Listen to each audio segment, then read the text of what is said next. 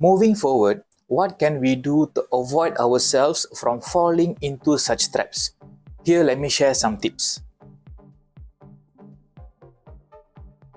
Hi there friends, I have a quick question for you.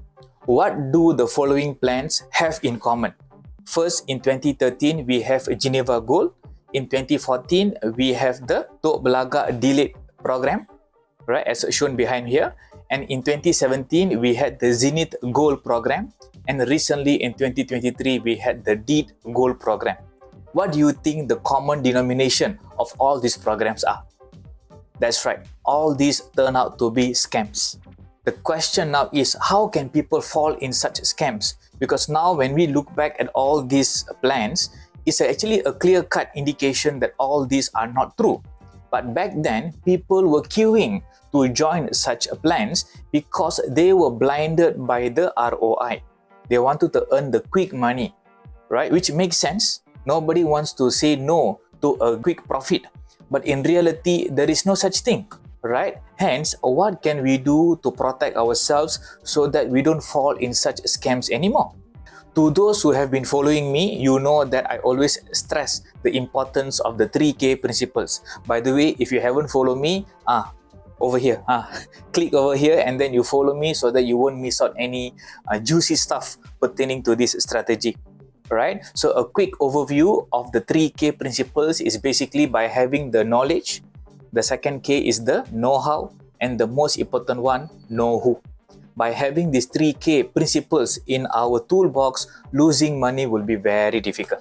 So Naresh, if goal is something that I want to pursue and I want to skip all these ridiculous ROI plans, what expectation should I have? Right? Because people who lost in those scams, basically they were having unrealistic expectations. So in this case, the expectations that we can expect, right, is that we can see a capital gain of at least 10% per year for the long term.